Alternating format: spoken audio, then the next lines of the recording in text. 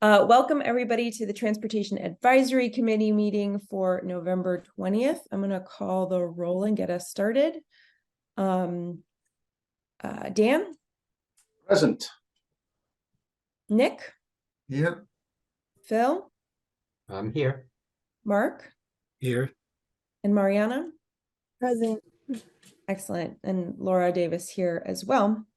All right. So let me just get my agenda here. All right.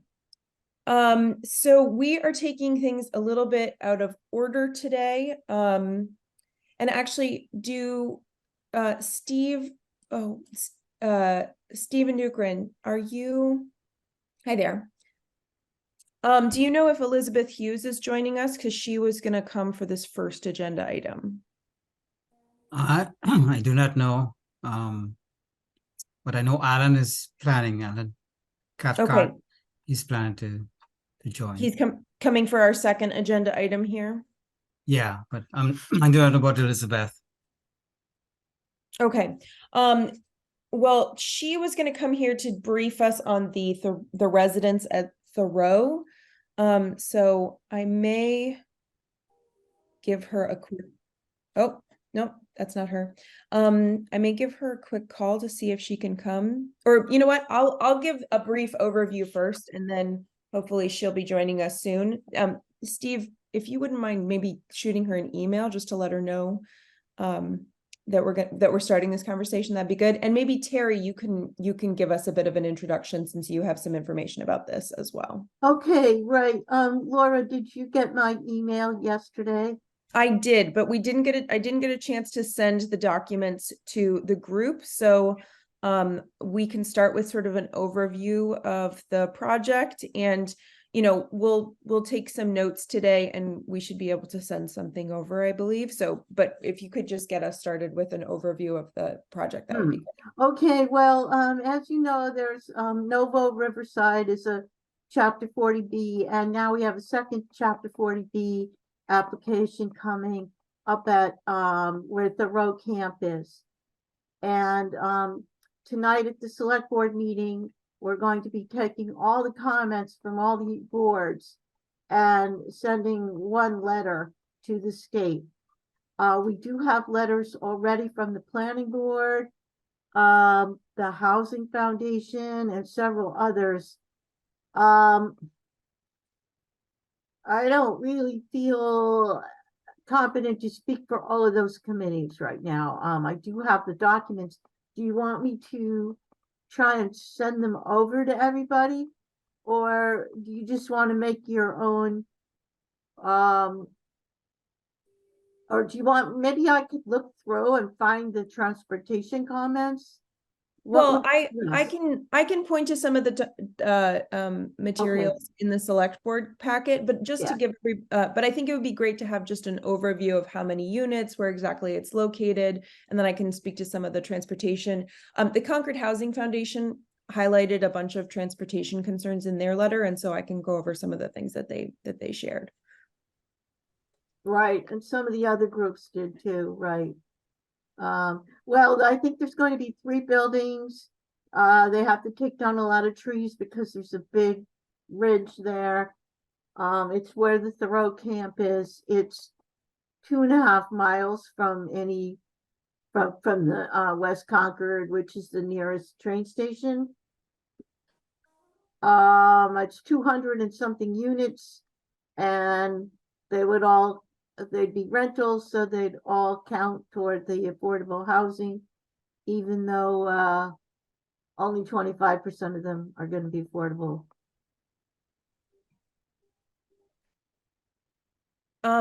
So a few things that, and what I think I'll do is I'll share my screen here. See if I can get it big enough. And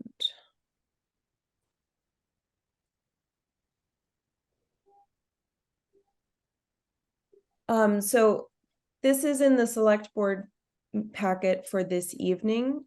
Can folks see this? Yes. Okay.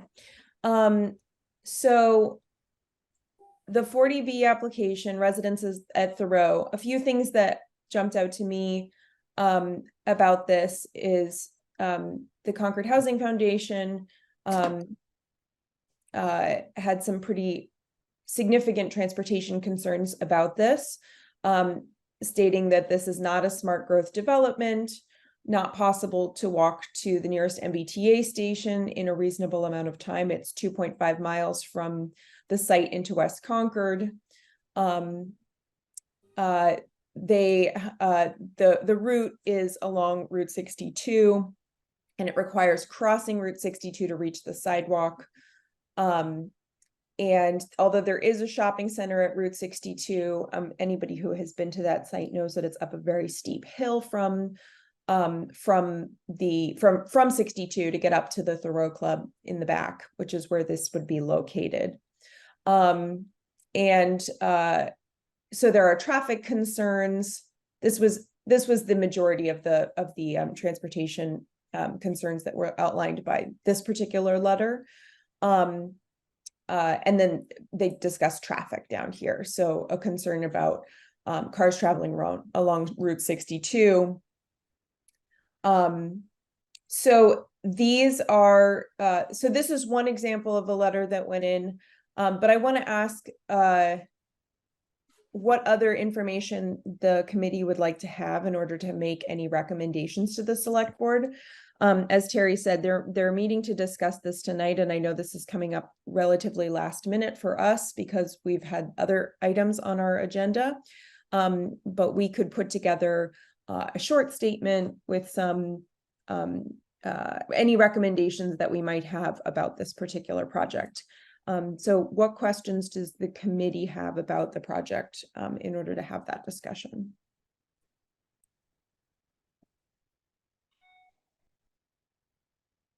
Go ahead, Phil.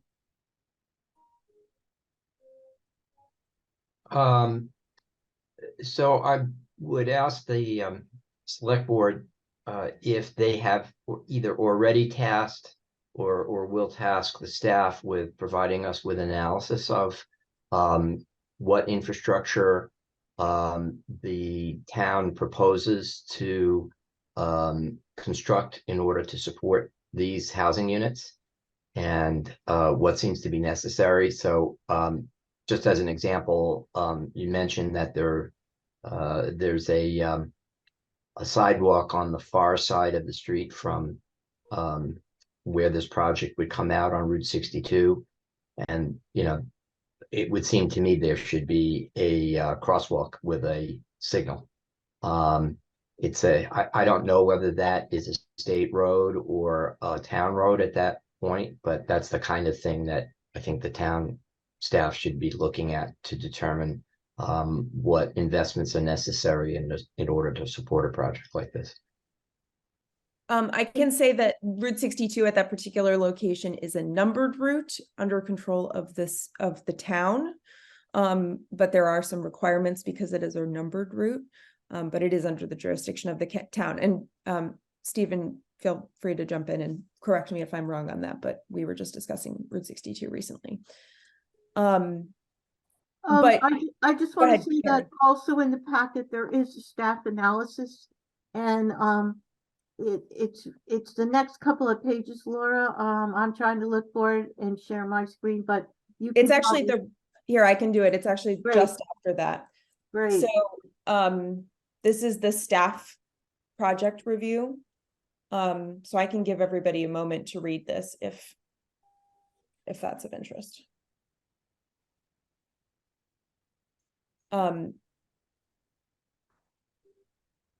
Also, I have one very quick comment, which is, I apologize about the short notice. The state only gives us 30 days to do it, but so it's already due in a few days. The TAC can just say you agree with the other comments if you want. You don't have to write a real complicated letter.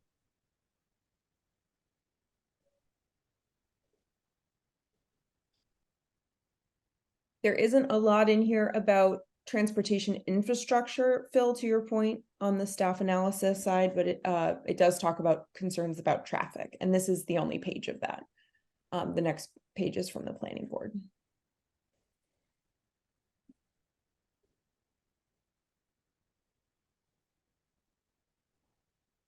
So the only thing is the last three bullets about traffic.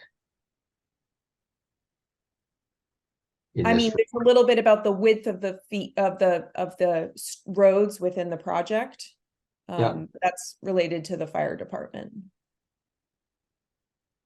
So I guess my comment would be I'm very familiar with the Shop and Stop Plaza, which is just across the street from that. So most people probably would go there to get groceries. But I think on a going forward basis, it would be good if the staff had as a bullet or as a, as a item to be addressed, how to think about transportation and sustainability in connection with projects of this magnitude. That I realize it's always likely that in the near future, passenger automobiles are going to be the dominant mode of transportation, but probably a good idea to at least start thinking about something else. Could be just, sidewalks, and there is a sidewalk, but we might want to be thinking about, well, is this the time when we ought to get serious about having a shuttle bus? Well, these are the sorts of things that we can put into a recommendation. I don't think we have to necessarily ask the staff to do this. As the Transportation Advisory Committee, this is very much our job to analyze the project and say, we should be looking into improvements to the pedestrian infrastructure. We should be looking into establishing a shuttle bus if this project moves forward. I would certainly say that from my perspective, if this project were to move forward, I think it would necessitate the creation of a shuttle that would take folks from this development to the West Concord train station and ideally tie us in with Acton and the Stop and Shop there, since there are so many people in West Concord. Excuse me, did I say West Acton? What I meant is West Concord. There are so many people in West Concord who would benefit from being tied to the Stop and Shop via a shuttle as well. So that could be the foundation of a very good public transit service, especially because there's already a very large multifamily housing development in this location. So it could be, a very efficient bus stop that would serve, I think, Terry, correct me if I'm wrong, but this is 220 units. There's already 350 units there. So we're talking about a very significant number of residents that could be served by a shuttle if there was a shuttle bus that 250 units they're proposing. And I did just see one more page about traffic. If you go down to the planning board, the first page doesn't have a lot, but the second page of the planning board thing has a diagram about a traffic intersection problem. That one, yep. So the location of the proposed driveway does not take into consideration the location of existing driveways and the design capacity of the private roadway and small rotary, which was not designed and constructed to accommodate the level of traffic or pedestrians generated from this type of development. So this is one of the rotaries within the Forest Ridge development. Planning board believes this issue represents significant safety concerns and recommends that the select board incorporate these comments into the town's response letter to Mass Housing. Laura? Yeah, go ahead, Mark. Hi, yeah. Well, I have Along lines of what Terry was suggesting, I definitely think that from what I've seen, I would recommend the TAC endorsing the transportation-related concerns that CHA put in their letter and also the ones identified by staff. I think those are very significant. And then we could add, if we want, a few other things to that. I think that would be the most efficient way to do things. I don't know if Stephen is muted and I don't see his picture, but I was wondering if there's any. Hi, Stephen. Is there any special consideration of the fact that this access you know, first of all, they're adding another another close input to the rotary, which I think is a big concern of mine, especially if lots and lots of cars are coming through there and people are in a hurry. But the other question I had was, given that its access out goes into a private way, who maintains that private way in the winter in terms of plowing and sanding and things? The maintenance of that Forest Ridge Road is done by the owners. They have an association, a homeowners association, Mhm. and they take care of that. Okay, but because it's, you know, in terms of safe access, emergency access, et cetera, they're putting a lot of faith in having that one road cleared, it seems to me, for all those all those people living there. Yeah, I would like to comment that the comments made by staff at this level, they cannot be done in detail because it's very preliminary, and we expect that this plan, when submitted, when the application is submitted, it will contain a traffic study and to be done by an outside by the applicant, but the study will also be reviewed by a consultant as a peer reviewer, and they will get into these details. So all I think we can say at this point in time is we can have concerns. We always have concerns about the adequacy of any infrastructure, but we cannot give an opinion until we see the infrastructure evaluated by the applicant, and then that evaluation reviewed by an expert consultant. We others will be guessing. Is that small rotary I'm able to accommodate another driveway? Yes, we are concerned, but we can't say that until the evaluation is done by experts. The TAC can have an opinion if we wish. Yes, I'm sure. Laura? Mark, I didn't actually hear what you just said. Could you say that again?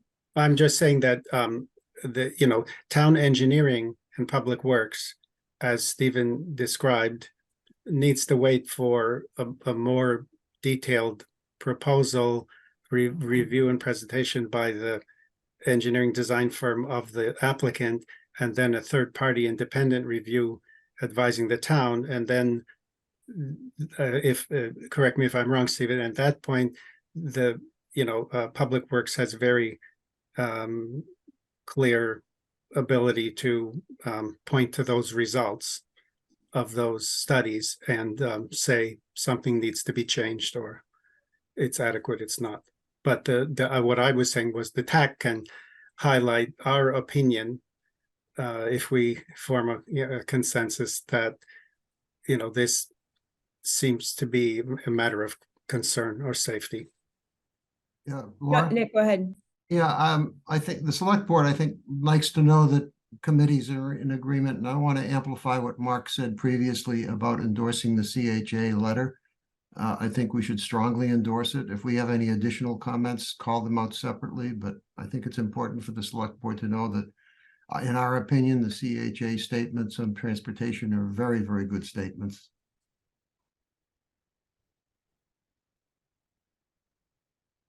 I am quickly jotting down some of these thoughts that we've shared already into a document, and I can share my screen and we can add a few things to it.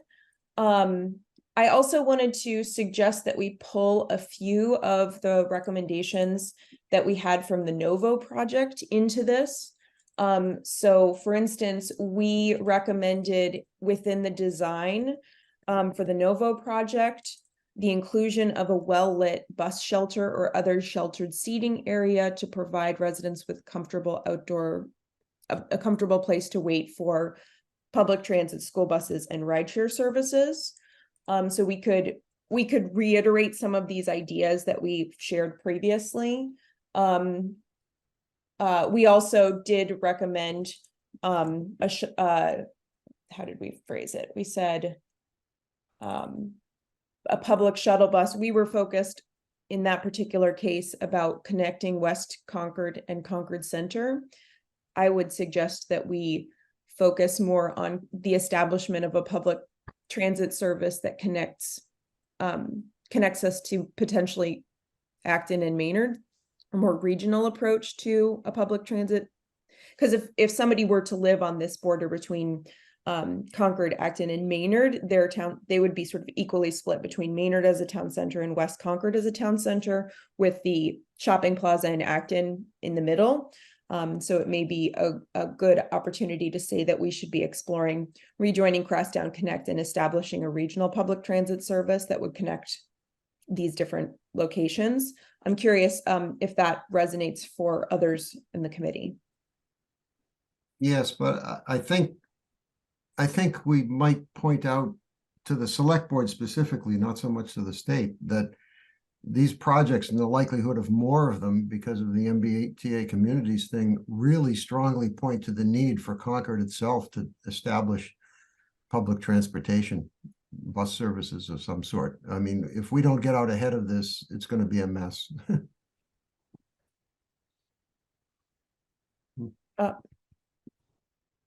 Other thoughts, other things that we would want to add and include besides support for the CHF, is the Concord Yes. Housing Foundation? Yes, it's not the CHA, it's the Concord Housing Foundation.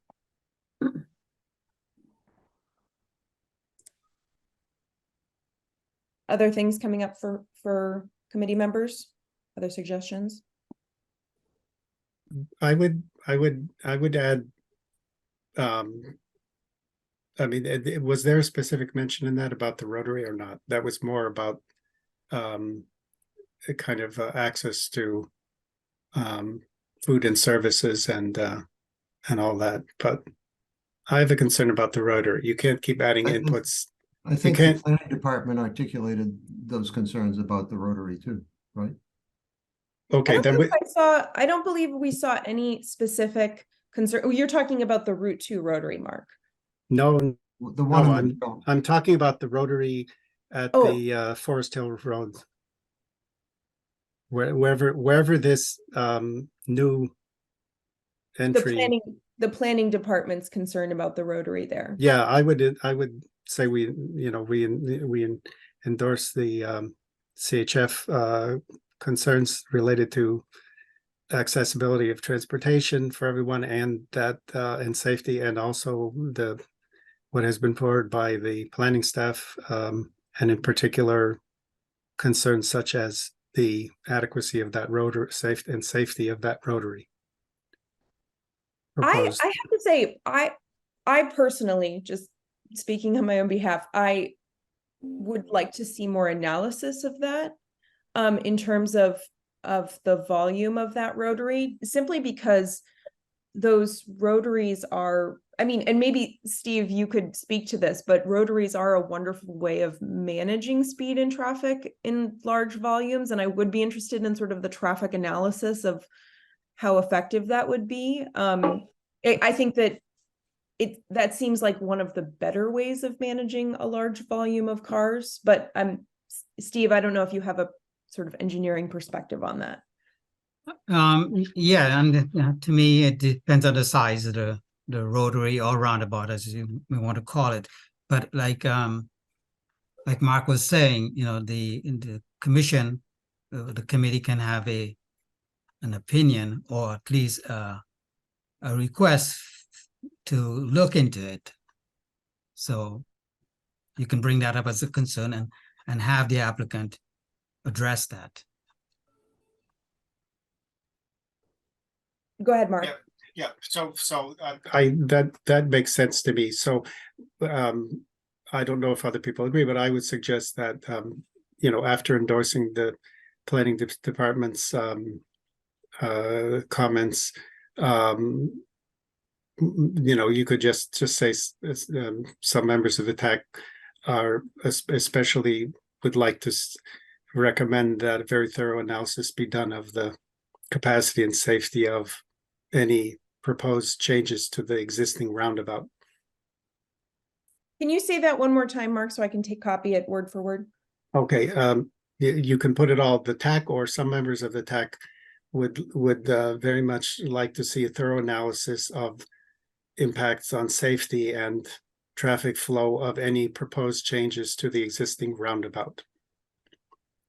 In other words, it shouldn't, I think it deserves a lot of study. That's my opinion, because it can work well or not work well.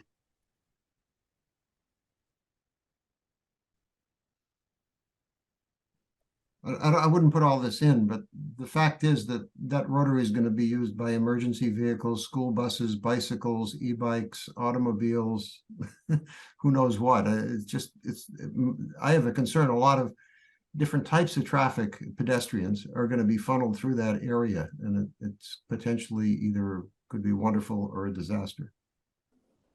So these are some of the things that I have been writing as we've been talking here.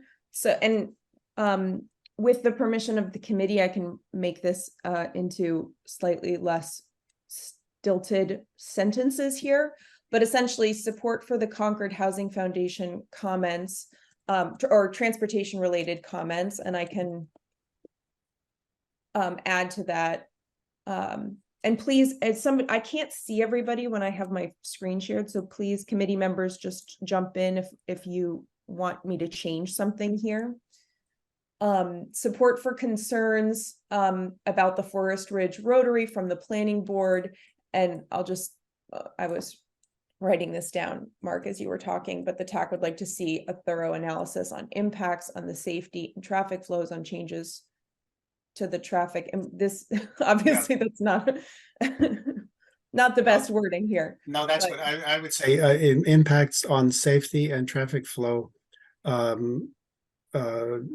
due to any proposed changes to traffic inputs or the design of the roundabout, or design changes, if you will. I mean, to do things, not just traffic, add pedestrians and traffic, yeah, on safety, traffic flow, and yeah, cars, pedestrians, bicycles, yeah. Changes to traffic and or let's see, traffic inputs. What I can do is I can just change that sentence that would just move all of these. I think you've got the gist of it. Yeah, I think you've got it. You can, Yeah. or you can just say, or design changes to the Forest Hills roundabout. Yeah. Traffic inputs or design changes too, because it might be necessary to make the roundabout a bigger diameter in order to solve problems. I mean, I don't know. I mean, that it just plugging a road into it is one way of doing it, but it may not be the best what's necessary. Does that capture it? I kind of moved all of Yes. the afterwards. Yes, I think that's good. Let me just proofread it, but I think it's good. Yeah, and I will proofread this and fix any That grammatical. next bullet, concerns about traffic on Route 62, doesn't really say anything. What are the Yes. So what do we want to say about it? well, what are the concerns? Are we talking added traffic or trouble about entering or crossing? I mean, personally would say added traffic is the concern on Route 62. so just say added traffic load on Route 62 or volume. Increased traffic volume. Yeah, added traffic volume, something like that. The other thing, their concern addressed 3 specific accidents in the last 3 years. I mean, can we get some clarification on where those were? I mean, it might feed into whether it was rotary related or access to Route 62 related. yeah, I'm not sure, but I 20 know year doesn't sound frightening to me. Well, it's not that big a, I don't know how that compares. the entrance to the Forest Ridge complex does not have a signal. And a lot of people turn left into it. And I have biked to Thoreau Club several times in the last couple months. Turning left there is a challenge across Route 62, especially during heavy traffic. So I might recommend considering whether a signalized whether a signal needs to be added for the entrance to this complex, given the increased amount of traffic. But just as a recommendation to consider and study this as a potential change that might be necessary. Are others in support of that, or is that just a? I would say you could say this concerns about increased traffic volumes of Route 62 period. Would a I don't know what the right word, would a traffic signal be necessitated for safety, you know, or flow and traffic flow and safe traffic flow? I don't know. And all users. Well, traffic control device of some sort. Yeah, correct. Yeah, you guys phrase it, but Maybe we could just say we recommend considering whether a traffic control device would be necessary required to manage traffic flow from Route 62 onto Forest Ridge. And I'll just make sure that that's Forest Ridge Road. I believe it's called that as you're turning left there. Hey, Laura, in the second bullet up top, there should be one, it's referred to as a rotary and a roundabout. Might want to have them both be the same. Oh, yes, I think we should call it a roundabout. yeah. Okay, Okay. second sentence, there you go. Second line. Yeah, Second line, yeah. that's There a you go. good catch there. Maybe we could use similar language here. We recommend considering whether a flashing crosswalk, just moving down below traffic, unless there's anything else about traffic before we move on to pedestrian access. Well, I get nervous when we got very specific about a remedy. I mean, there's no study, there's no design, there's no volumes. I think some, you know, sufficient, adequate safe pedestrian accessibility, existence of adequate sidewalks and, you know, safe pedestrian access to them. And are you talking about adjacent to the development, like along which area are you considering here? Let me just say it. The existence of the development creates new pedestrian requirements that need to be quantified and designed for. Studied and remedied.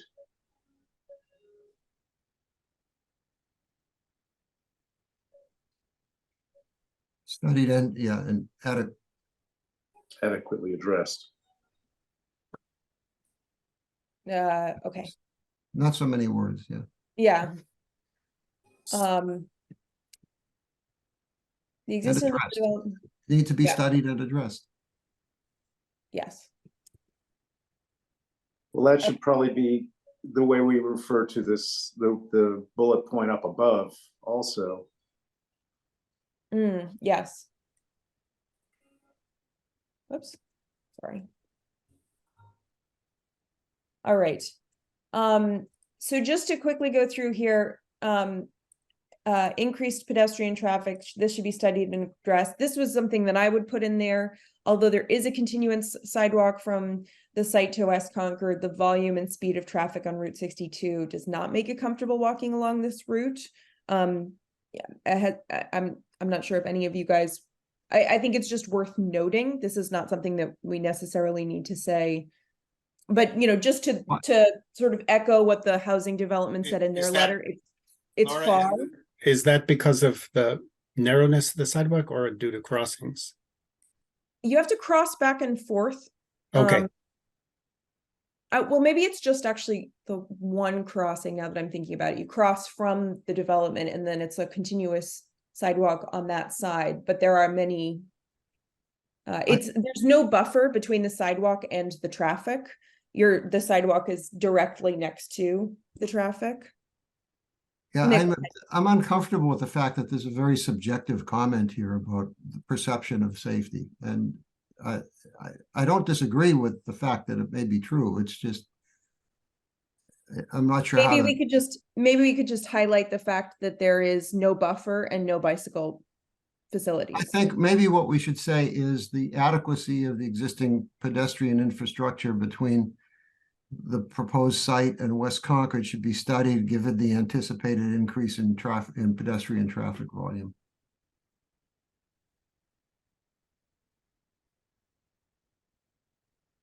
And that would apply to the bicycle traffic as well, no, Nick? Well, that's right, yeah, but That's the next one, but Sure, yeah.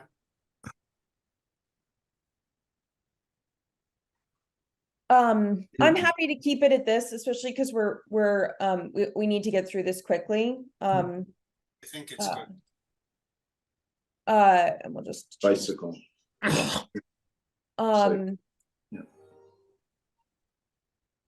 There are no bicycle facilities on Forest Ridge Road on Route 62, and there are no other safe cycling routes from this site into West Concord or into Maynard.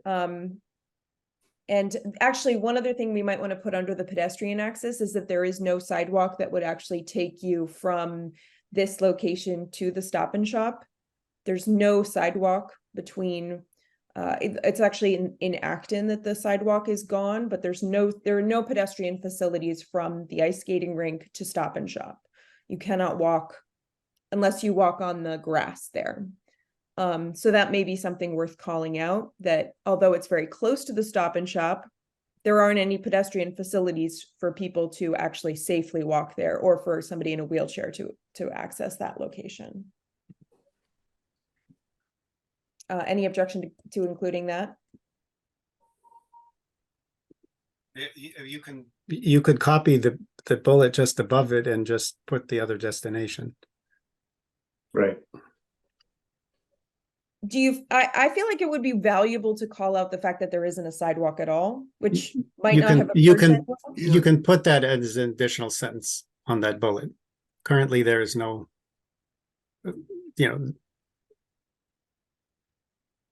No sidewalk exists. currently no sidewalk exists on Route 62.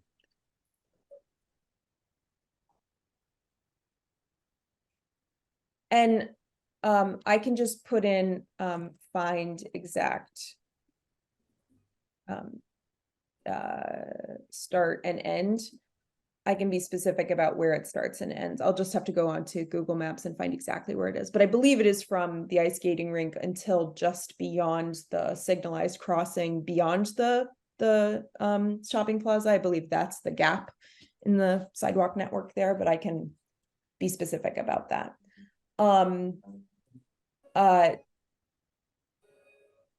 I think that that's I think that that's adequate for pedestrian and bicycling for now. We can always get more specific about unless we wanted to add something about bicycle parking, although I think it's less important at this particular site than it is at Novo.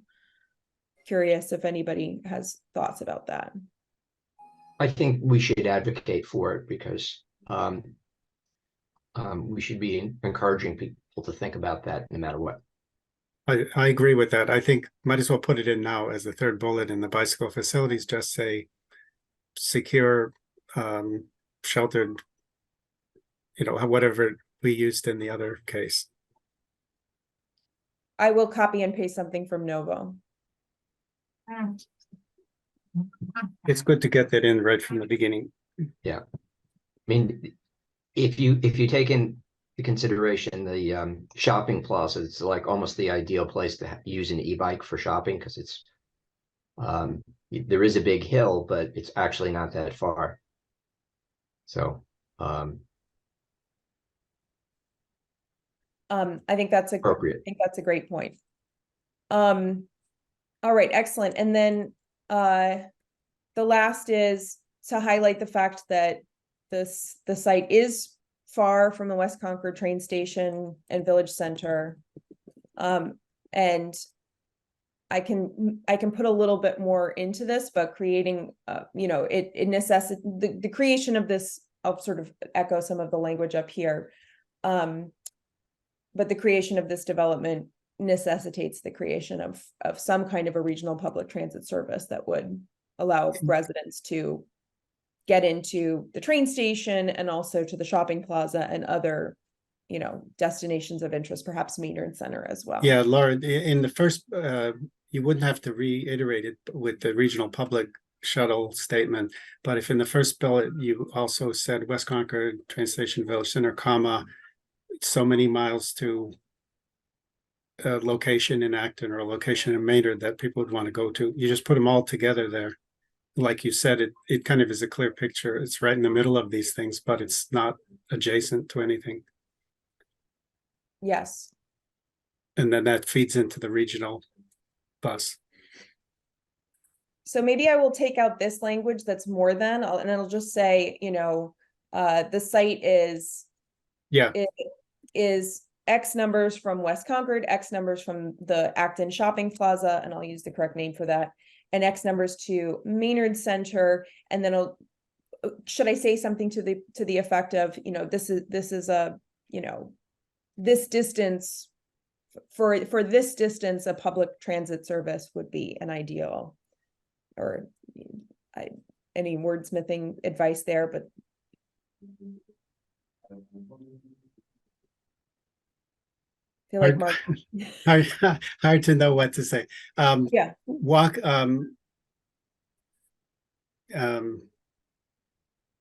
People would need to drive or have people are not likely to walk. Yeah.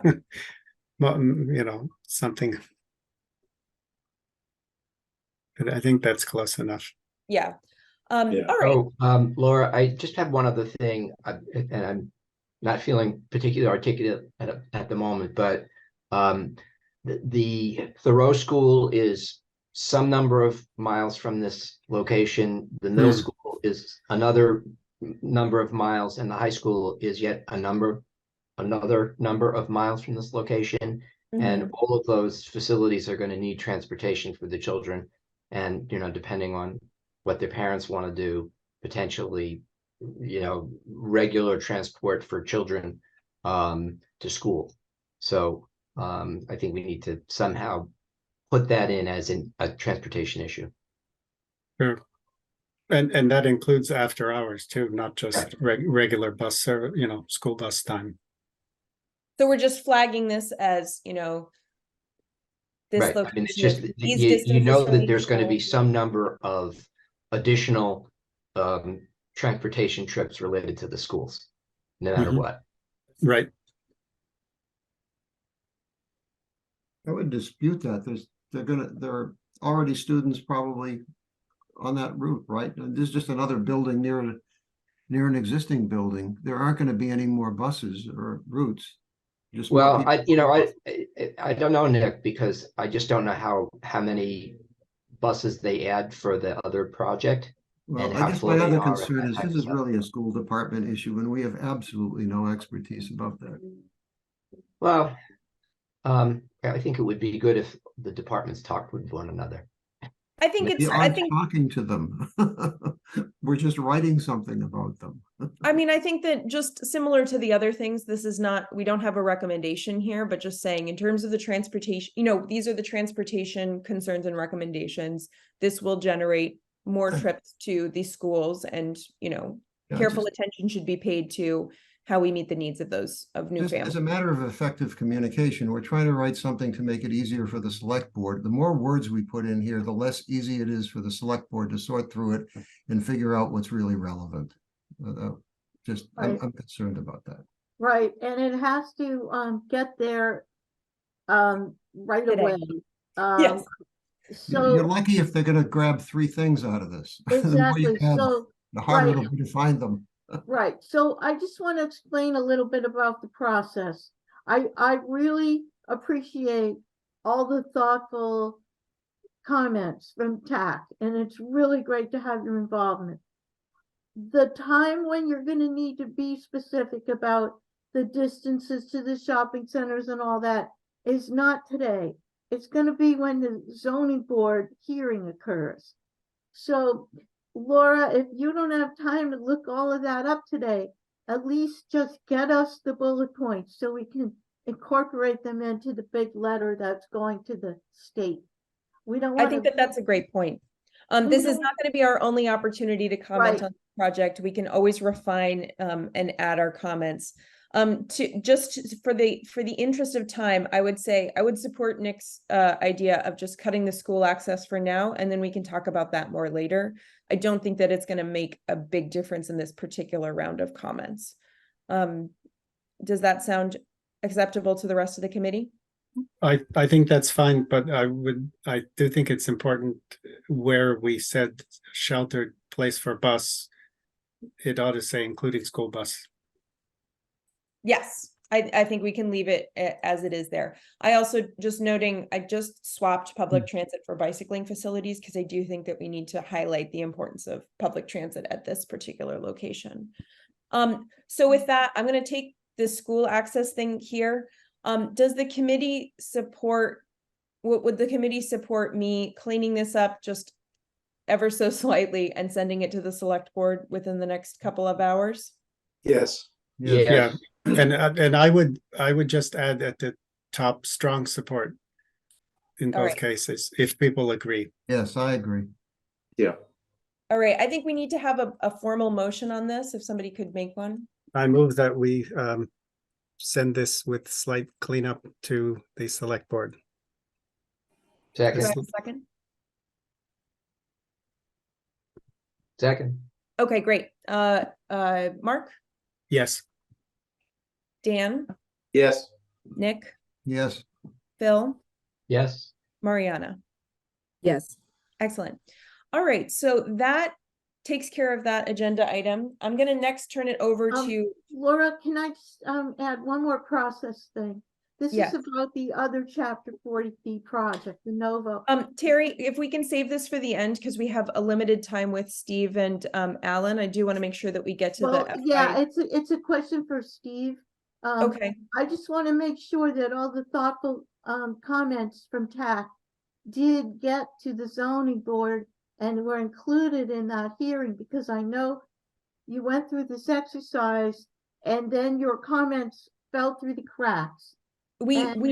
I sent our comments on the last 40B project directly to the zoning board. Okay, great, thank you. Steve, just to clarify, Steve is not our general purpose town support person. Steve is our connection to the consultants and the just around the study. So the 40B stuff would be things that I'm working with Heather to get submitted. So with that, I'm going to turn this over to Steve to give us a little bit of information about where we are in the budgeting process and what some of our, I'm going to stop sharing, what some of our, where we are in the budgeting process, what some of his department's requests have been around transportation infrastructure spending in the FY25 budget. And just to give us a little context for this conversation, we're in the midst of this comprehensive transportation and mobility study. I think it's really important for us to keep at the forefront of our minds the budget limitations that we're encountering now when it comes to maintaining our existing transportation infrastructure and, you know, adding to and expanding our multimodal transportation infrastructure. So this is both so that we can be informed of what's happening now and make any recommendations that we can, but also to help keep that in mind as we're moving through the study process. So with that, I'm going to hand it over to Steve and Alan from the town. Hi, Laura. This is Alan Cathcart, Director of Concord Public Works. To help Steve out, I told him I would share a screen. Can you give me privileges to share a screen?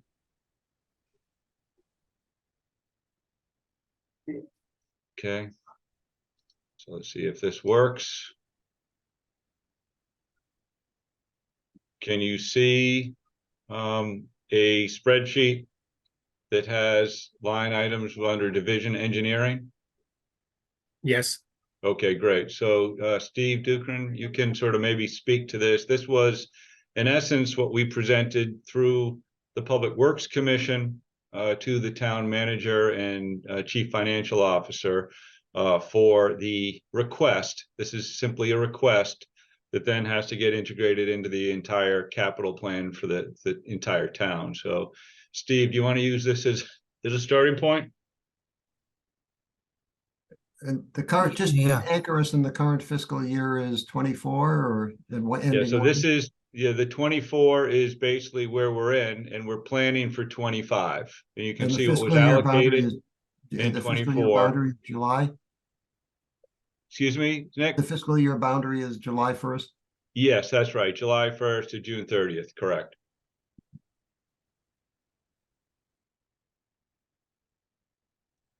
Steve Dukran, are you there? Yeah, Mia, can you hear me? Yep. All right. Yeah, Alan, first we have to let the committee know that we are going to be done by 11. We have other commitments.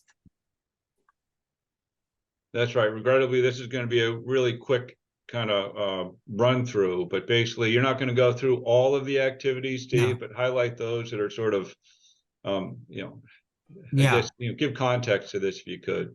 So, okay, all right. So I know the committee is interested mostly in the transportation type projects, but you can see we made a request for FY25, just over $8 million. Most of those are transportation related. And I know there are recommendations coming out of the CFO's office that will get us maybe 40 to 50% of what we requested. But I wanted to start by saying, you see the item asset management, which tops the list. That we want to start there because we don't have a good asset management program. When it comes to pavement management, we do. It's called Street Scan, and it all has to do with whether we have our assets inventoried in terms of location, material, age, and that kind of thing. So for pavement management, we have been doing that, and we have a pretty good program. It actually gives the condition of the pavement, and we use all of that information year after year to program for, as a capital improvements over the next 5 to 10 years. And so whereas we think we are in good shape when it comes to managing that asset, when it comes to sidewalks, curbing, crosswalks, intersections, and so on, we do not have those assets properly inventoried. So that's why we have made that request for asset management. And in terms of other types of transportation projects, crosswalks, intersections, pavement markings and signs, and even guardrails, those are more about are they operating properly and safely? And in so doing, we have made requests for getting us the infrastructure in good working order. Upgrades are a minimal.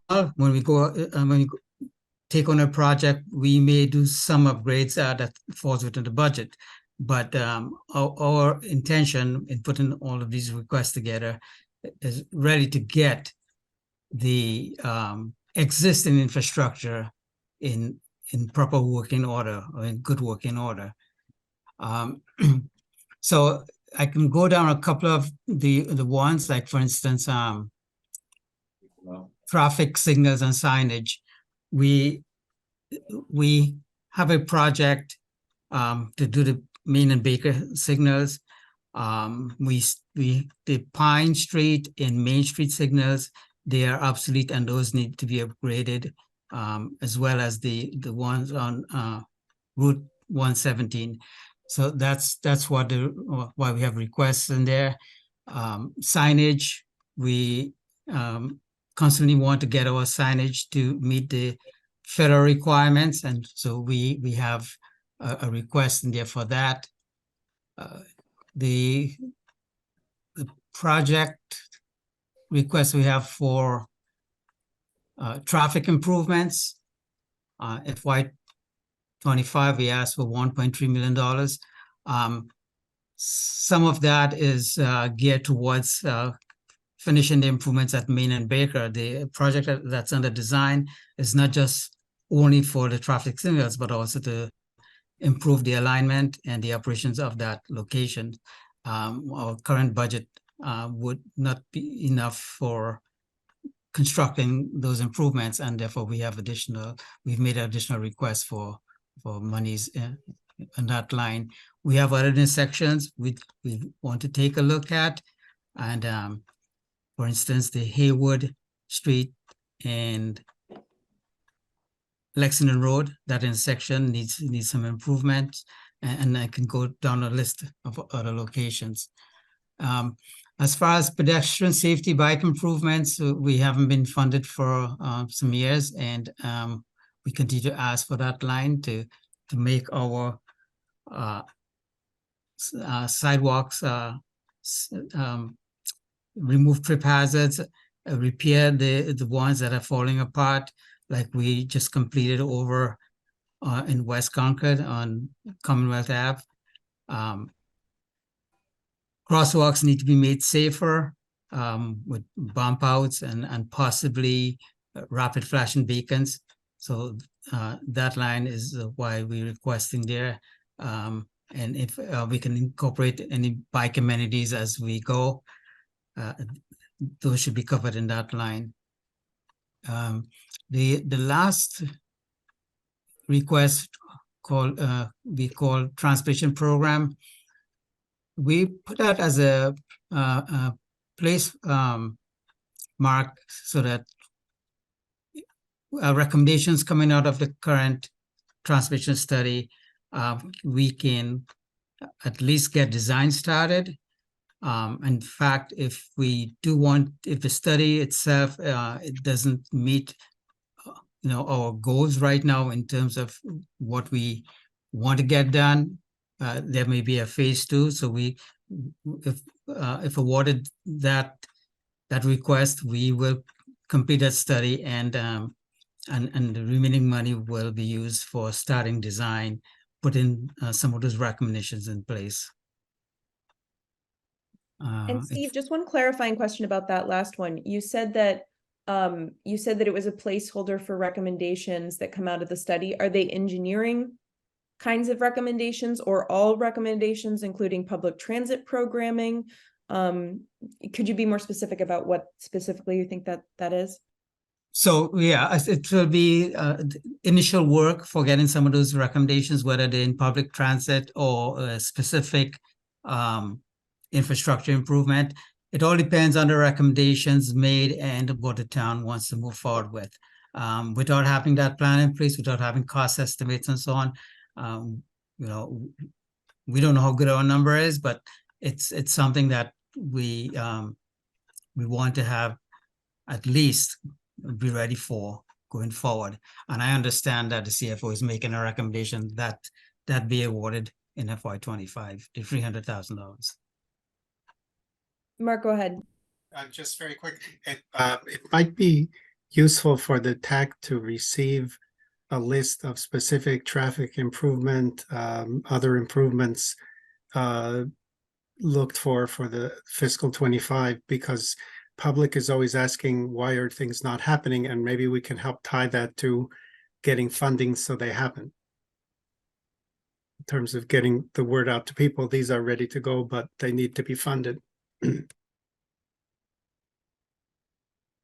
Yeah, so like, do you have a list on the traffic improvements of specific things that people have asked for that might be included there? Say, for an example, would the library crossing on the Sudbury Road be included, as an example?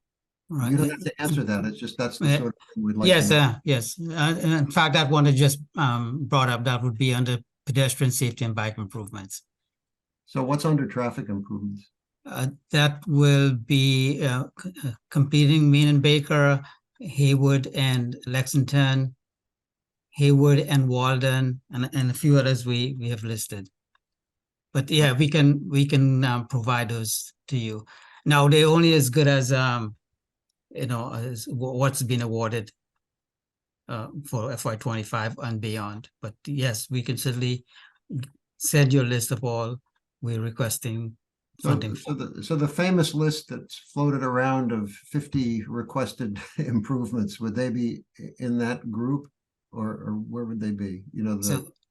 So the famous list is what you refer to as complete streets projects. Yeah. That couple of them would be in there. For instance, but one of the things we're getting out of the transportation study would be criteria for helping us,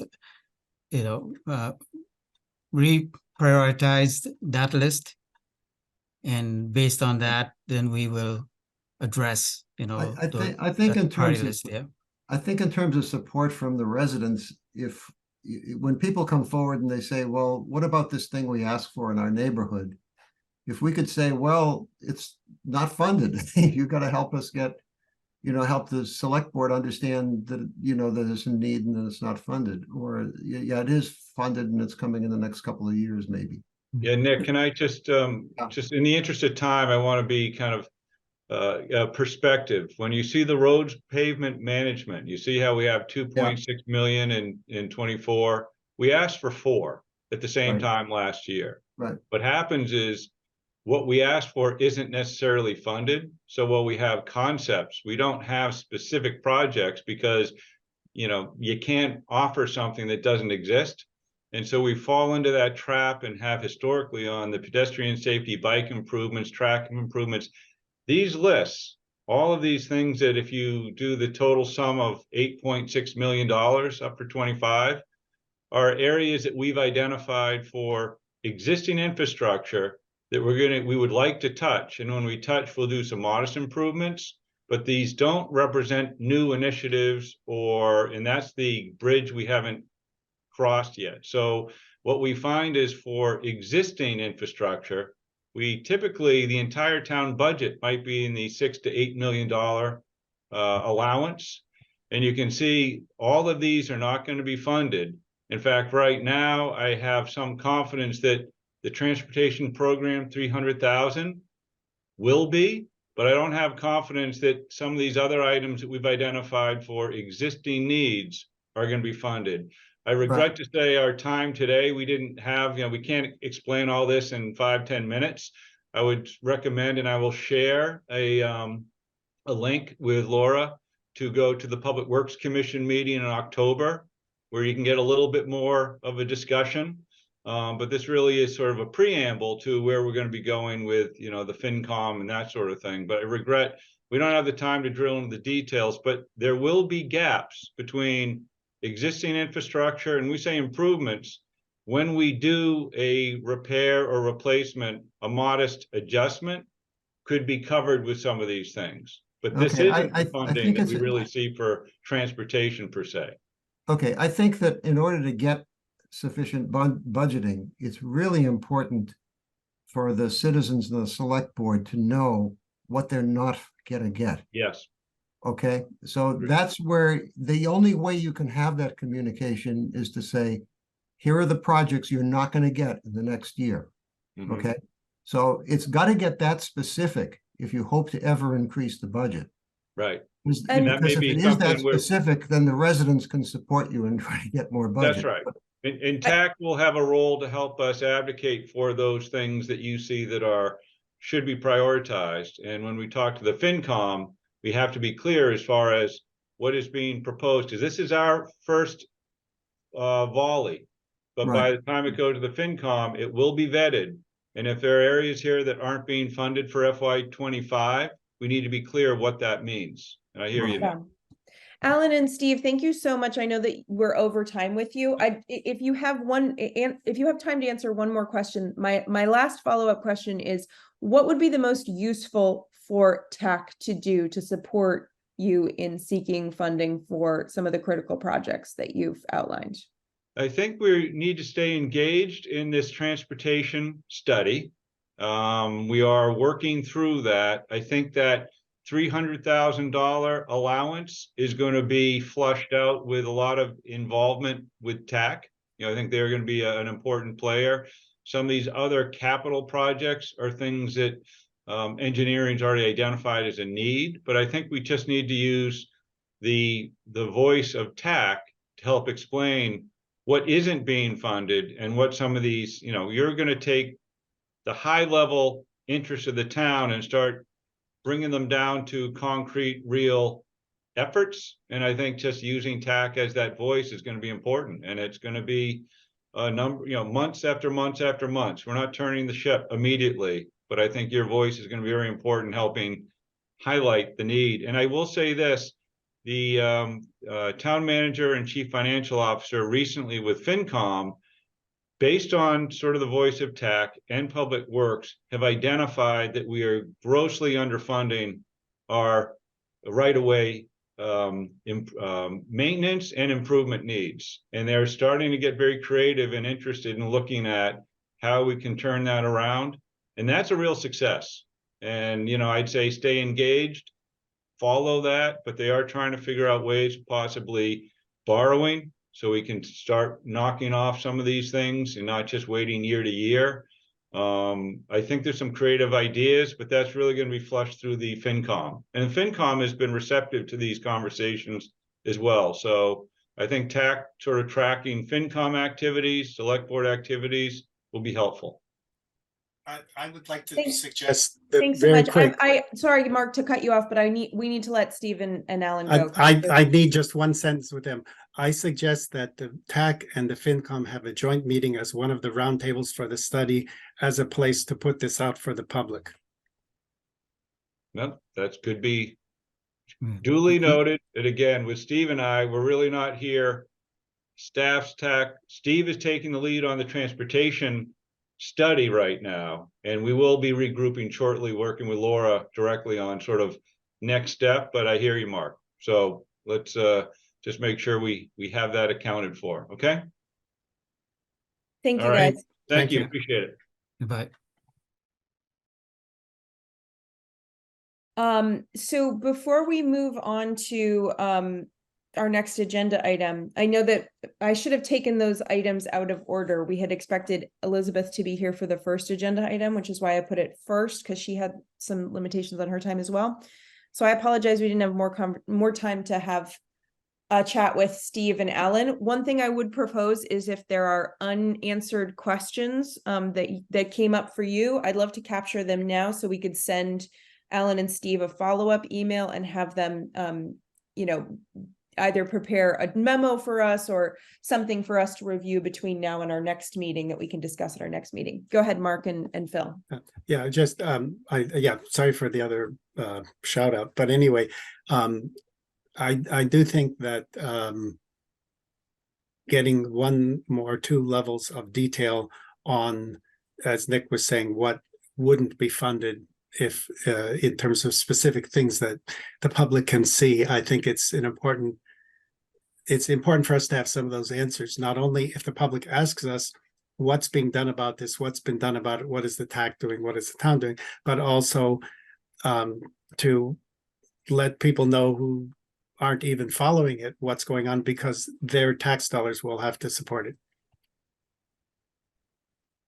I might even say that it would be helpful to have them have a I maybe have a letter or some kind of a document that would give us the detail of here's what we can fund at this level, here's what we can fund at this level, here's what we can fund at this level. If we really want this thing, this is what it's going to cost. Because I think that understanding, you know, what does it mean to be underfunding our paving program by $2 million a year? How many feet or how many miles of road can be repaved at this funding level versus that funding level? That's one of the more straightforward ones. But obviously, the traffic improvements one, I think to Nick's point, it would be very valuable to say, you want us to deal with Haywood and Lexington Road? This is how much money we need. Because I think that you know, there is a lot of interest in addressing certain intersections, but it's mismatched with what people are willing to fund. I was happy to hear Alan mention that there was discussion about borrowing, because for the road maintenance, he's tried for a couple of years to make the case that we're going down. He and Steve are making the case we're going down in quality of the roads. And in that case, if you can't afford it right now, it makes sense to, you know, at some point to borrow and keep up, because it'll pay back eventually. Are there, Phil, go ahead. So, excuse me, sorry. I'll just say I agree with Mark and with Nick's comments about specificity. The other thing is I'm not completely sanguine that the finance committee will want to have a joint meeting with us, but I think the alternative is for us to ask us, members to show up at the FinCom and, ask that specific things be put on their agenda so that we have an opportunity to comment, at least for ourselves, if not for the committee, with respect to the Public Works budget. And the last thing is, I was trying to take some notes as quickly as I could, but perhaps you can ask Alan or his staff person to send us a copy of the spreadsheet so that we all have that in hand, so we can make notes on it, so we can be clear about what projects he's talking about, and try to articulate them for the public in a kind of narrative format. Because I think that's what's really missing in these numbers is they're not comprehensible to anybody without a narrative and without specificity. So just to reiterate, we'd like to ask them to send us a copy of the spreadsheet they showed us today, and as much detail as they can provide about the key projects underneath each of those categories. Right. And, just to reiterate what you said, if we're talking about pedestrian and bike improvements, whatever number it is represents 3 miles of sidewalks being repaired, or, X number of feet or miles of bike lanes being installed, or whatever, however it plays out, to put some kind of real world consequence attached to the dollar figure. I can absolutely follow up with well, I can do it, or if somebody else here wants to volunteer to follow up with Alan and Steve between now and our next. Yeah, I can do it. I mean, I've had a couple of go rounds with this set of numbers so far, so I'll call them up and ask them to send it.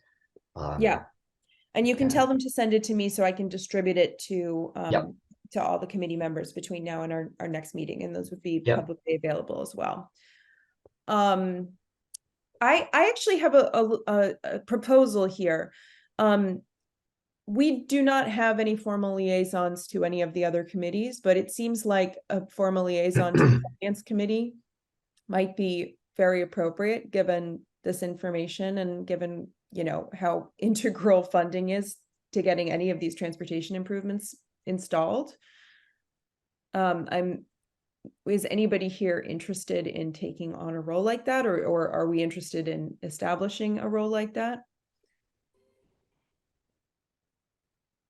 Okay. Say it again, which committee? The Finance Committee. Finance Committee?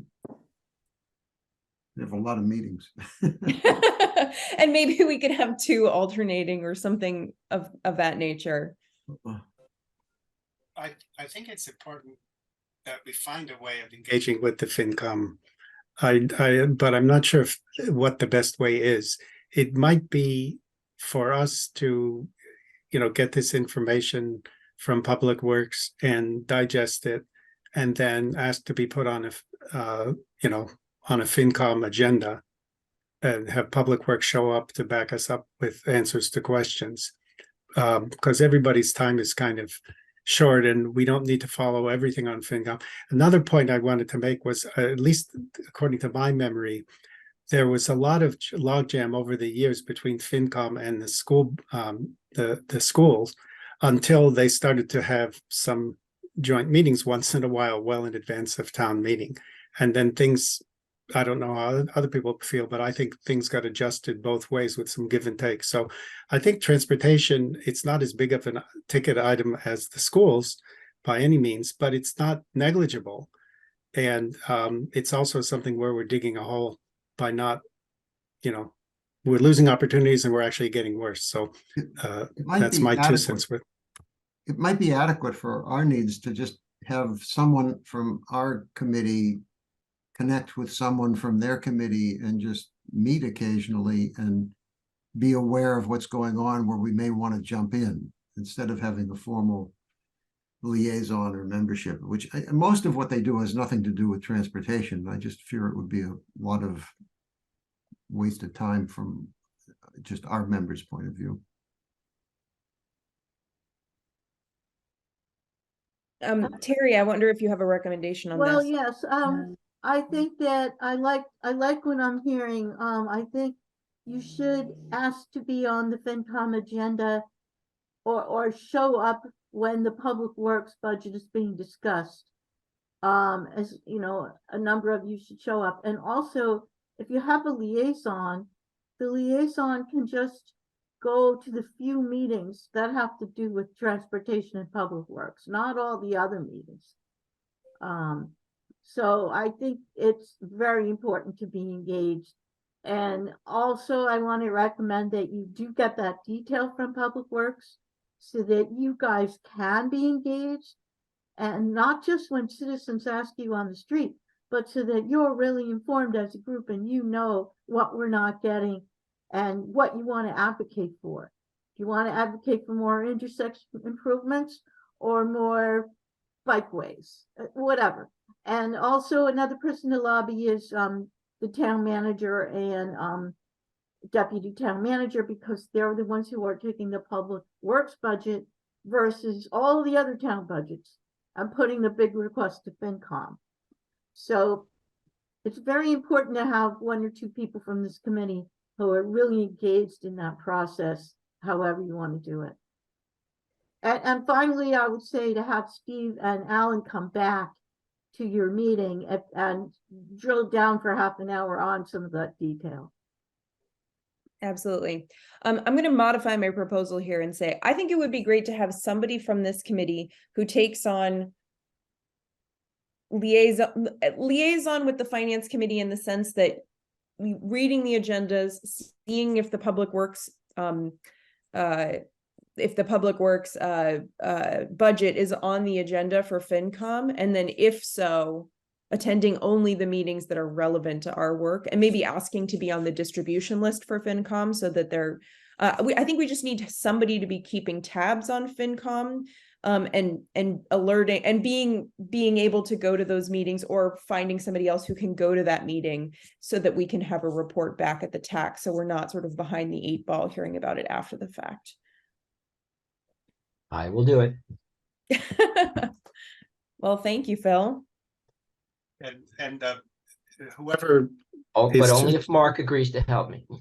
yes, I'll help. So if I would suggest that if Phil, I can also try to track it, and if we then sort of send out a general notice, like here's something interesting coming up, and between the two of us, maybe we won't miss too many things. Okay. I And think then that's, and you know, whoever can make it makes it.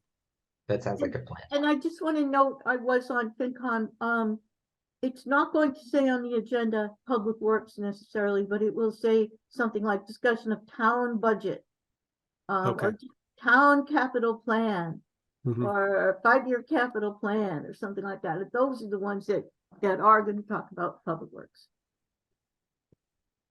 Okay. And, So what- could I ask you a question, Terry? It was my understanding that the roads and bridges were not considered to be capital assets in the capital plan. That buildings and other types of town assets were capital, but roads and bridges were something else. Is that Okay, I don't true? want to take up a lot of time right now, but they just had a whole meeting on that. The FinCom met with the schools in town last week. Maybe you could watch the meeting on the TV thing. All of those kinds of things were discussed. There's a tier 1 capital, a tier 2, a tier 3. Which public works things are in tier 1, which is the operating budget? Which ones are in tier 2 that we borrow from? I don't want to take up all this time. So- This is the kind of stuff that it would be really good for TAC. You'd be a much stronger advocate if you understood all that jargon, and you can be. So that was yeah. within the last couple of weeks they had a Just meeting? last week, the 14th. November. And that was the 14th. FinCom. Yes. Okay. Yeah, there was a 16th meeting, and it had something about discuss FY25 budget guidelines and things like Okay. that. Another thing that we could, so just to reiterate what we've what has been established is that Phil and Mark are separately going to track the FinCom agendas, try to attend to the meetings, and report back to the TAC when they attend a meeting. And I just want to be clear that we're not creating a subcommittee. You guys can't go off and talk to each other. You're doing this separately. But you can send me an email if there is a meeting that is of interest that I should let the entire committee know about ahead of time. And you can talk about scheduling, like Mark Yes, can we say, can. Phil, you go to this one, I'll go to that one. You just can't Yeah. talk substance. Right, we're just watching and eyes on the prize here. Yeah. I also So think just make sure that your wife is clear on that one, Mark. Yes, I will. Thank you. I would also say I would be happy to reach out to the FinCom chair and ask if somebody from FinCom would be interested in coming to our next meeting. Instead of it being a joint meeting, just having one of their members come to talk about the FY25 budget. And maybe we can try to schedule it at a time that Steve and Alan can come, and we can have an hour-long discussion about FY25 with a member of FinCom. Terry, it would be great for you to be there as well, and then Public Works. Does that sound like a good next step on that?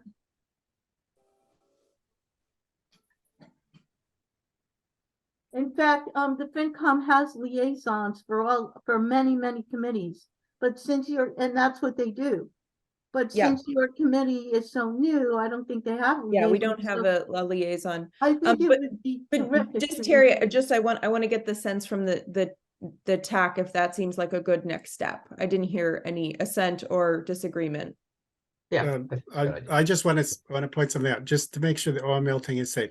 Phil volunteered to perform a service. I volunteered to help him as needed. And we're not forming a subcommittee. So you guys don't have to Right. vote, or Not you a don't have to subcommittee. agree. We don't have to vote on it, but You should not vote on it. Yeah. All right. Well, so in terms of next steps, Phil and Mark have some next steps. I have a next step to reach out to FinCom to ask if somebody would be available to come and give us a presentation. With that, are there any other final thoughts about the FY25 funding for transportation infrastructure before we move on? All right. So we don't have any meeting minutes to approve today. Who took meeting minutes at our last meeting? Or who took minutes at our last meeting is what I was trying to ask. You did, Nick. And I don't believe you sent them to me, but I might have missed them. I remember writing them. I'll have to research it. Okay. Okay. Yeah. I owe you way back October 3rd minutes, and they're almost done. I have some catch up to do on our meeting minutes. There was a miscommunication. It was entirely my fault about who is posting meeting minutes. So we're behind on our meeting minutes, but I'm going to work on that over the next month. And just so that you know, I've been taking a lot of notes, so I will do the minutes for this meeting. Thank you, Phil. All right, so that's meeting minutes. Let's talk about our next meeting. So our next meeting is scheduled for evening, 7 p.m. and it is scheduled for the 5th, I believe. Let me just double check that out. Yeah, so right now it is scheduled for December 5th from 7 to 9. Although if daytime is a possibility for all committee members, I would propose that we move it to the daytime, so it might be easier for Public Works to attend and other town staff as needed, because we don't have Aaron staffing these meetings, and it can be a little harder to get staff to come to those evening meetings. In fact, December 5th, Public Works is holding a big meeting from 7 to 9 on stormwater. Right. They're talking about the stormwater utility that evening. So it might not be the best night for us anyway, because all of the town staff will be, especially the Public Works staff, will be unavailable at that time. Daytime is fine for me. Other scheduling limitations, I'm thinking particularly about Mariana. Do you have daytime availability?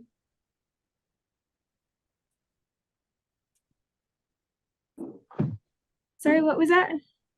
Do you have daytime availability? Yes, as long as I can plan out like at least a week or two. Of course. So we're talking about early December.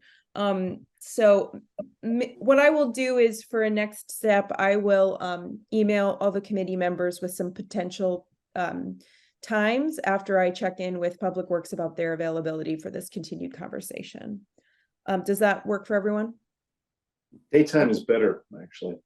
Daytime is better. All right. Well, we can Yeah. also discuss at that next meeting about maybe a permanent change to our meeting time. Nick? Just, for me, not late afternoons, that's all, if we do it in the daytime. Mornings are generally better. This was okay. Yeah, But this I'm was not okay for available me, the as morning long of as the it's, 5th, but, okay. Okay, that's good to know. Mornings are Laura, better. should we be meeting on the same day that they're having the big Public Works meeting at night? I mean, that's a lot of meeting. Not necessarily. We could meet earlier or later in the week. I'll send out a variety of times. So it may not be on the 5th. It may be, but I'll shoot for that week. Okay. The other question I have about that meeting is, would this committee be open to meeting in person for that meeting? Because I do think an in-person meeting might be. I'm not for medical reasons. Okay. Would hybrid work for you, Nick, if we were to do a Fine. hybrid? Yes. Others, would you be interested in meeting in person if we were to meet hybrid? yeah, so I think we need to work that out, maybe with the Public Works staff, because they have the whole setup in their office. Yeah, we'd have to Terry find a just- time that meeting room in Kai's Road is available. Yeah, That's a hybrid capable room. For me, it'd be better to make it hybrid because I may or may not be able to come in person. Okay. It's a lot more flexible for me if I can do it remote. And Dan? I think if it's hybrid, it just gets a little confusing where you have some people in person, some people on Zoom. I mean, I could do either. Zoom is certainly I'm part of regular hybrid on natural resources for the same reason, and it works okay. Okay. Yeah, I'm fine with that then. Okay. The only thing is I'm not going to go to the trouble of doing a hybrid meeting if it's going to be me sitting in the room by myself. yeah, no, I join like you. in-person meetings, so I'm up for showing up if Okay. it's possible. All right, For me, great. it would just depend on the timing. Yeah. Excellent. Okay. I will send out an email for scheduling purposes to find the time of our next TAC meeting, but it will be the week of the 5th at some point. So we I believe this meeting does not have an end time. Usually I create an end time for our meetings. So we're at 90 minutes now, and I just wanted to ask if folks were planning for a 2-hour meeting or we're planning for a 90-minute meeting today. I know that Mariana, you were planning for 2 hours, Mark. Great. Yeah, I'm good for another half an hour. Okay, excellent. I'm gonna have to jump off. Mariana, Sorry, you'll do we have to still have a jump off. quorum?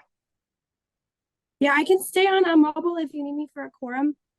No, we have a quorum with 5 here. Okay, then is it okay if I jump off? Yes, Mariana, thank you. Okay, thanks a lot, guys. Thanks, Thank Mariana. you. Thank you. So the last item on our agenda for today is to check in about the comprehensive transportation and mobility study. My primary objective is to kind of download into this group some of the things that Mark and I, as our little subcommittee between last meeting and this meeting, learned from our public outreach, and talk about further information gathering efforts that we feel are necessary before within the next couple of months is really what I'm thinking. And then I also want to just give a brief update before we get into that just says, I had a meeting with Megan Zamudo, the deputy town manager, and Steve, who's the project manager for this, and Elizabeth Hughes. And there was sort of consensus that there was an interest in extending the public deadline for the transportation study.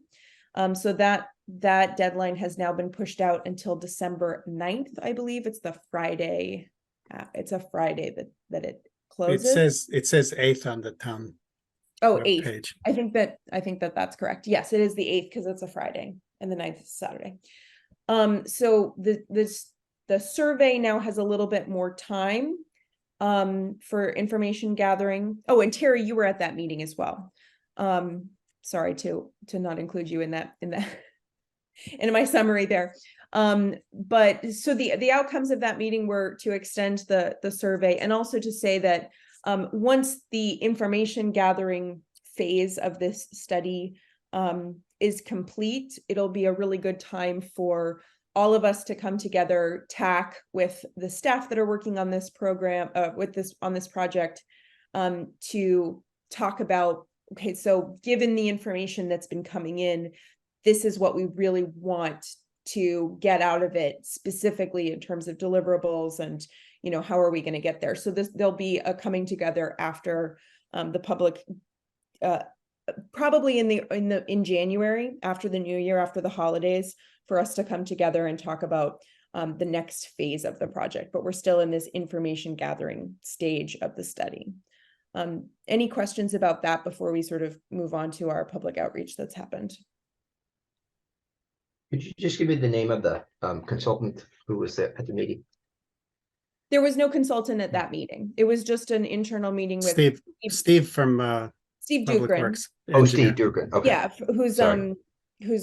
leading the project, and Elizabeth Hughes, the planner, Okay. Terry And Megan and Terry. Okay, great. and Megan. Thank you. Yeah. And that was really just an internal like coordination meeting. Understood. So Mark, do you wanna give a little bit of a summary about what you and I worked on over the last couple of weeks? Well, anyway, we had a couple of meetings, and there was some, there weren't a lot of the public. It was in person, but I think it was complementary to some other input that we've had. And it isn't always the number of people who show up, but what they say.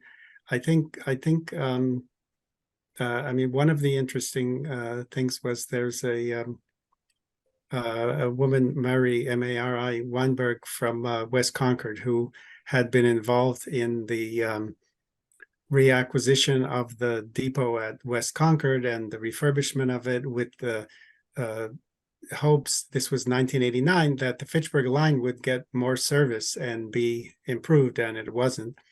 I think there was some comment. Brooks Reed is here. He was came to one of the meetings, and he was talking about some roads declared public. Private ways, but offer transportation opportunities in a particular part of Concord that probably almost nobody else is aware of. There was also Scott Richardson showed up and came by bicycle and said he's bikes all over. He wants us to use paved surfaces to enhance cycling infrastructure. I think it's kind of just the beginning of a complementary approach to things. Laura and I also talked about ways to kind of make sure other committees are engaged. And Laura, did you get a draft of a little sort of form letter? So I threw together a little form. We agreed I'd throw together a little form letter to send to other committees, telling them how they can engage with the TAC. And I think it's pretty straightforward, but it would come from, the whole TAC would have to review it now or later. And one of the key things that's missing is what links or emails we should promote and put out there if anybody wants to send information to the TAC or to the study. I think that would be very helpful, because if people have to go through several pages is searching or calling people to find out who to write a letter, who to address a letter to, or address their concerns to, that's a barrier. that we should be able to eliminate. I'm sure there was lots more, Laura, but that's what comes to mind right now.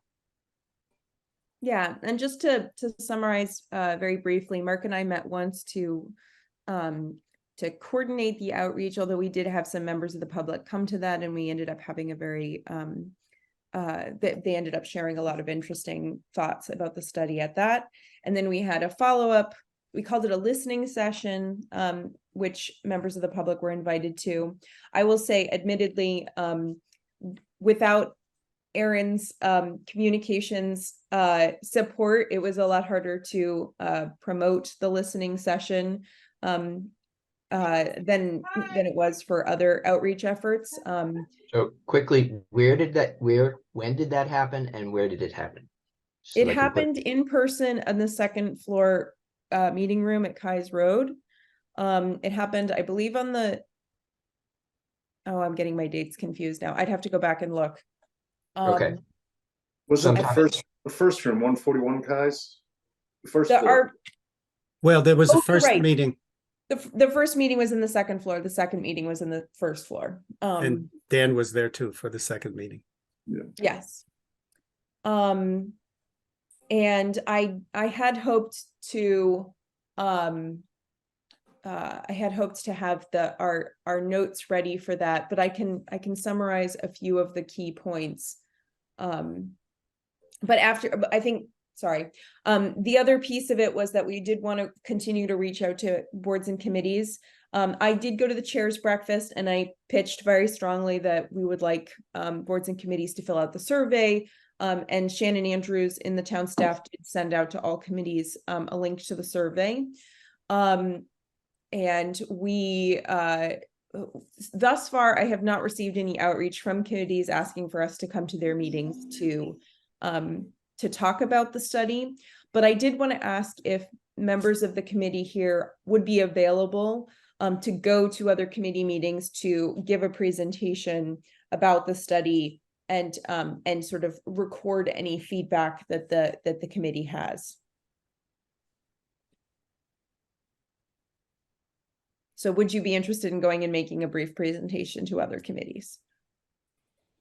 So, can I say, yes, I'm willing to do it, but I think what would be really helpful is if we had a kind of a pitch, so we're all saying the same thing and not getting off script. Yes. How many different committees are you thinking of having us interface with in that way? It's really a question of their interest, other committees' interest. We can't force ourselves on anybody's agenda. And as I said, although I've made 2 pitches at the chair's breakfast and done some informal outreach, we have not received any requests thus far. So it may not be that we have very many or any at all, but it would be good to know who stands ready to attend a meeting if somebody, if somebody does invite us, especially after Mark. This is the letter that Mark prepared that we could send out to committees, sort of reiterating our request for them to participate in the study. So this would be an invitation for those kinds of requests to come in. Yeah, I one thing I didn't put in here was I said plan a joint meeting of your committee and TAC, but say invite a TAC member to answer, describe and answer questions about the study. But I laid out that the town hired Stan Tech. It extends through the summer of 2024. I mean, it began in the fall. I don't know how much further into the next fall it'll go if it's not extended or refunded. And states a goal for the study, and then I know that everyone in the staff and the TAC wants it to be as beneficial as possible, so people need to get engaged. I did so far. I've actually gone to a Council on Aging meeting. I've gone to a Commission on Disability meeting. And mostly just kind of described, not made a presentation, but described, the generally what the study is, and ask people to fill out the survey and answered any kind of questions people had. But it's, you know, if anybody goes to other meetings, it's certainly possible as public comment to do something, but you could also be put on the agenda. I'm not sure how, if the goal is to get input, then maybe very little is needed in terms of a presentation. It should be more, go there and just say, highlight the study itself, not kind of what the TAC is about, but it would be really good to get an email for the TAC that is not just Laura's email.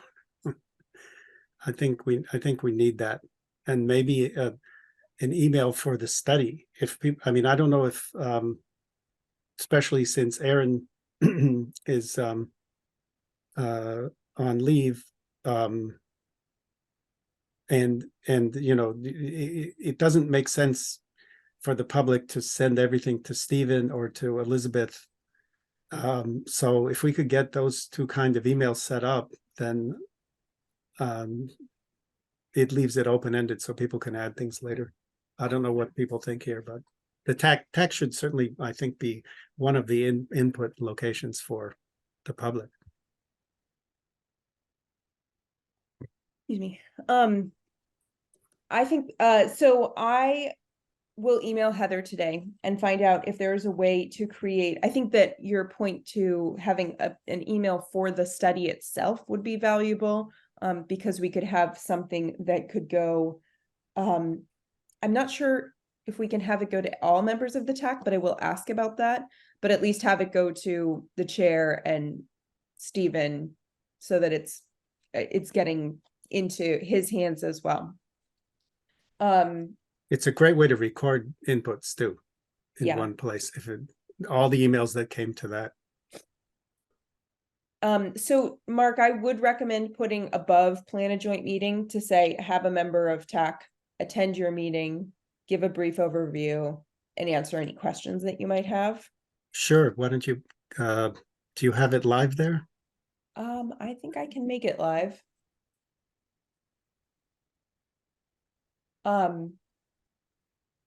Yeah.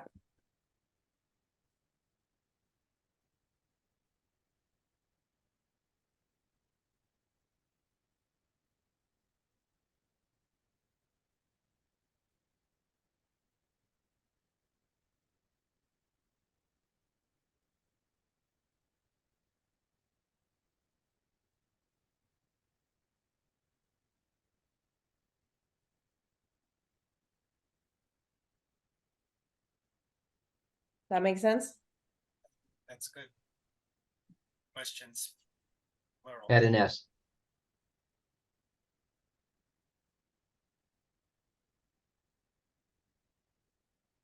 So Any other revisions? When any- I say write a letter to the TAC, I think I mean, again, I think the TAC ought to have an email, but I don't care the order of these things. So you could put the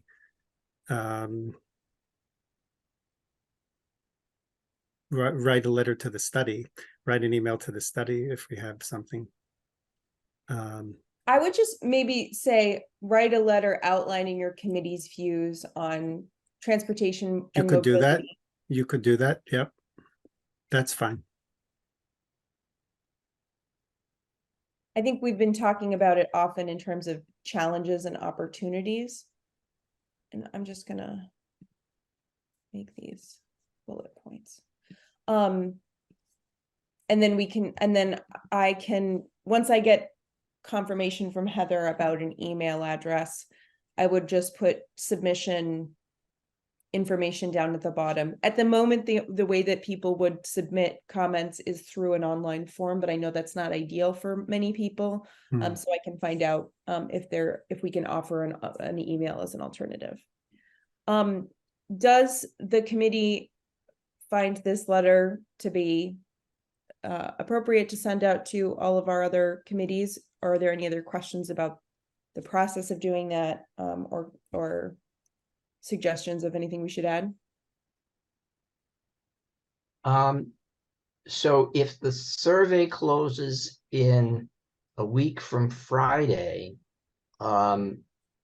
this letter is anticipating additional information being submitted And do we have a date by which the additional information would get submitted?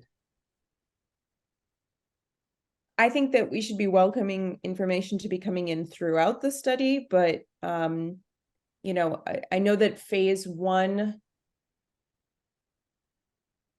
I'd have to go back to the timeline of the Stantec's timeline for the study, but I know that the hope was to wrap up phase one towards the end of this year, which, you know, we're getting into the So- holidays, so things get So complicated. maybe we should put in, you know, something like that. So if you have just to putting in dates, I think helps people to focus and gets them to take action by that date, or at least close to that date.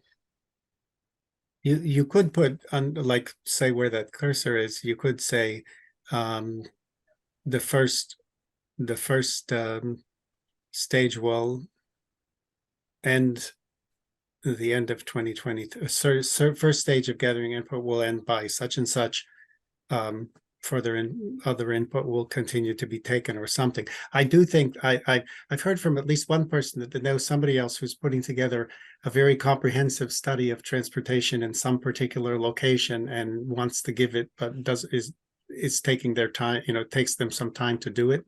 So I don't I agree with you, Phil. It's good to have deadlines, but also tell people if they can't make it and they have something important, we still want to hear it. Yep, that makes sense. I agree. So you could put I in, also don't, because the survey has been extended, I think that it changes whatever the Stantec timeline was previously. Now the survey's been pushed out by 2 weeks. So it's gonna, I don't think we have an exact date anymore. We should ask Steve for an update on that at our next meeting. yeah, I thought too, you know, if the committee approves this now and Laura can get an email for the survey, it could be sent out right away. And I noticed a bunch of boards, committees were meeting when it was Thursday, Friday, and I sent all of them a note about the survey being extended, and a few came back to me and said, yes, we already got that notice from the town, and et cetera, et cetera. But it helps sometimes if people get 3 emails, because we don't always see every email, and doesn't hurt to be reminded. Yes. It might be beneficial to move this separately. I wonder if we could put it like here as is, and just separate it out as, you know, individuals should fill out, individual committee members should fill out the online or paper survey. And then I think we could specify that this was ways for committees to engage, because I think it's we're asking for something slightly different from committees than we are from individuals. Yeah, I agree. That makes sense. So that, you know, you could just say individuals can fill out. Yep. I didn't bother saying spread the word about the survey. I assumed that they would automatically do that and didn't want to make it too long. Laura, what happens if there are comments that come in after the close? I mean, are they just ignored or what? Because I mean, I think they're valid comments. I don't believe anything is going to be ignored.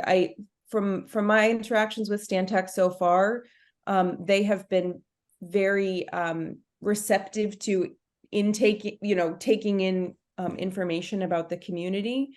And as we proceed into the study, there's going to be subsequent rounds of public feedback, because we're going to have recommendations that we need public feedback on. So this is going to be a back and forth with the community throughout, is my understanding of it. I'll just say that that's my understanding of it.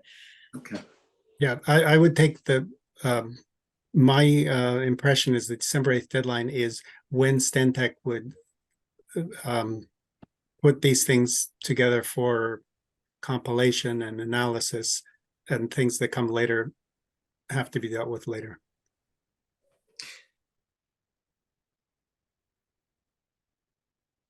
I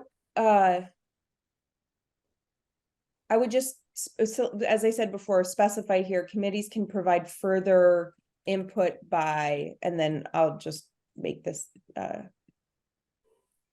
make that parallel construction down here. But does that make sense? And Mark, Yeah. you are muted. I don't know if you're speaking to us or just reading it out loud. No, yeah, can further input by, yeah, it's a little smoother to say in the following ways instead of by, but Yeah. further input in the following ways. Some of the following ways. Any of the following ways. Be creative.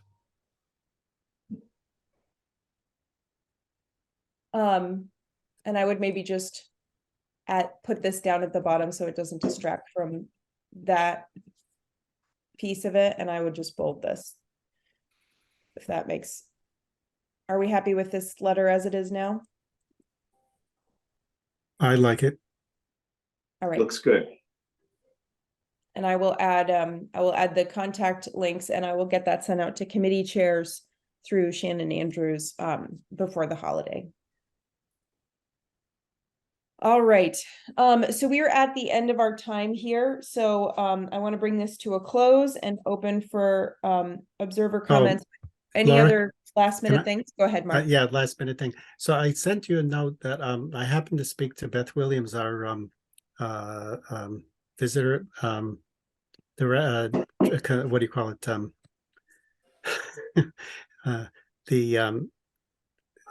It's at the visitors at the tourism. Thank you so much. Thank you so much, tourism director.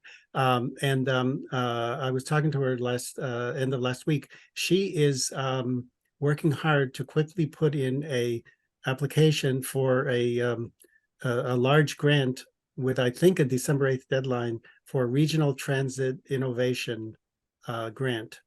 And if anybody can think of ways to support that or give her a commendation for trying to do that, I think that would be wonderful.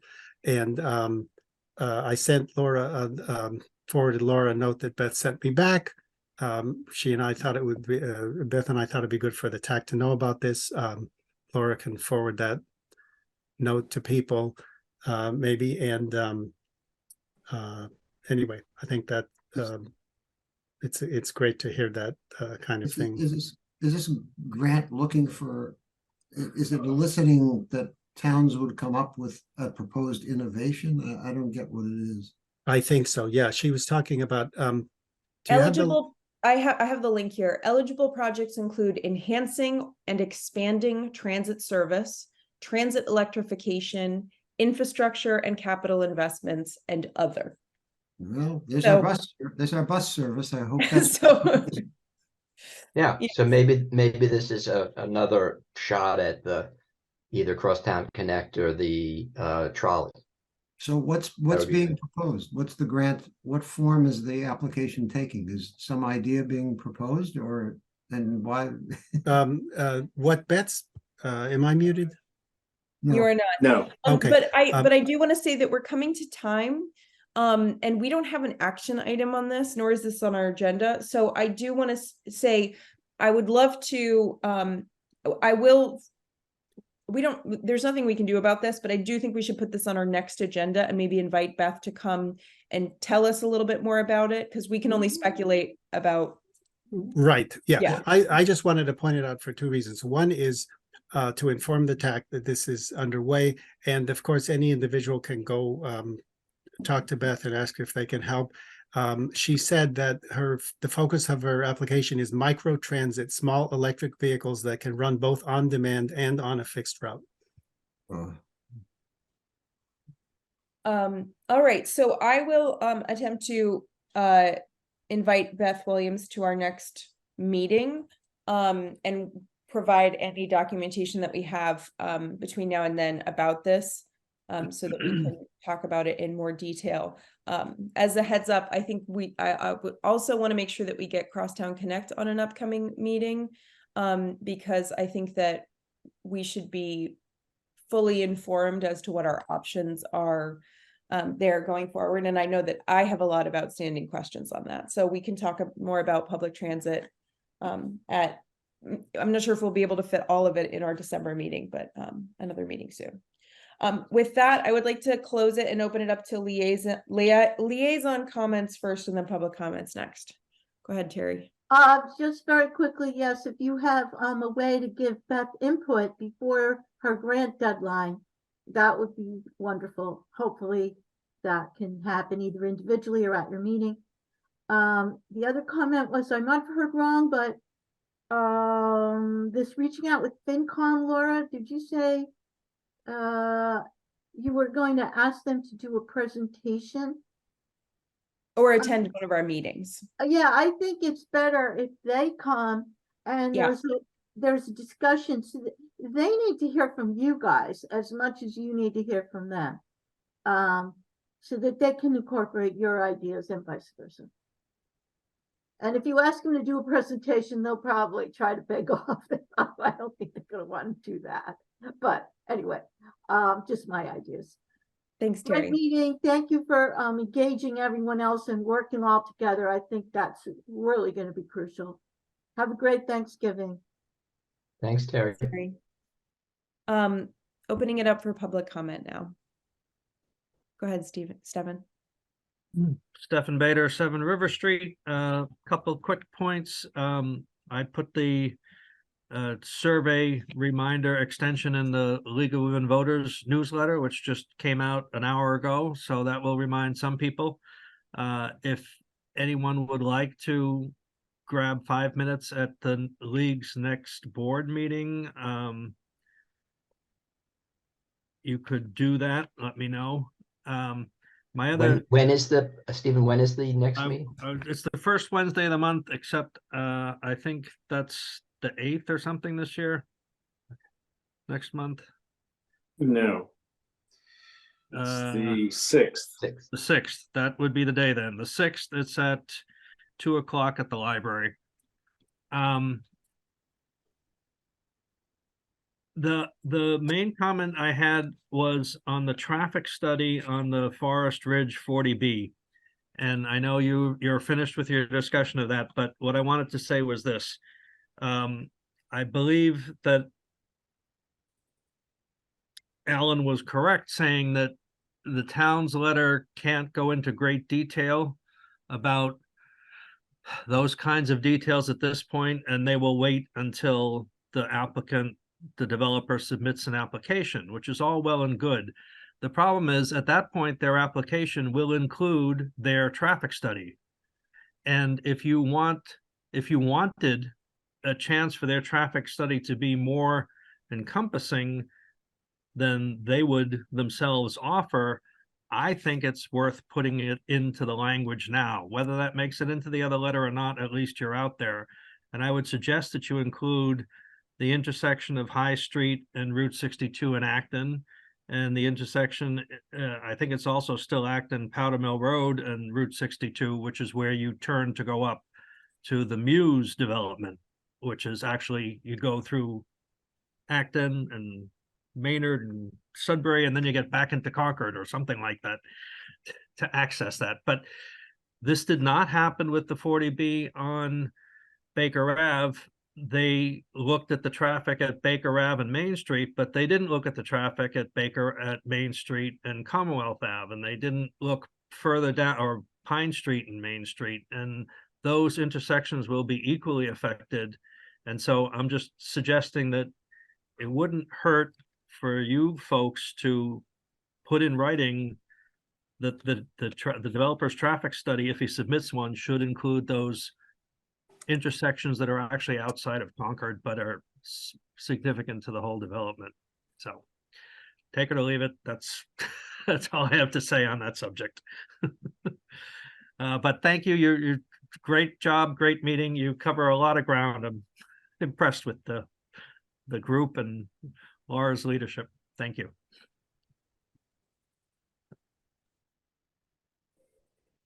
Thanks, Stefan. A good note to me that I should allow public comment before we vote on a letter like that, so that we have opportunity to incorporate stuff like that in the future. Thank you. Any other public comment before we close? All right, I would entertain a motion to adjourn. Move to adjourn. Second. All right, Mark, Yes. Dan, Yes. Nick, Yes, Phil, Yes, and I'm an I as well. Thank you all. Have a wonderful holiday with your families. You too. Enjoy the chilly weather.